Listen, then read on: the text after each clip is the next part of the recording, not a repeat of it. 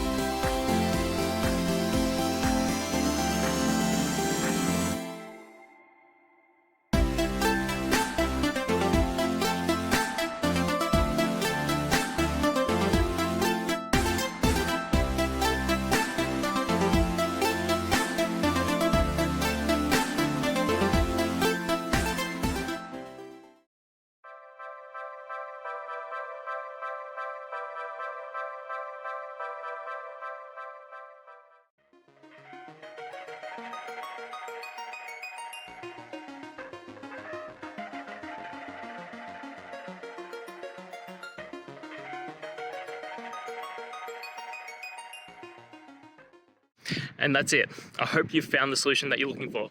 If you did, please hit subscribe. I'd really appreciate it. And until the next time that you need technical help, I hope you have a good one. Cheers.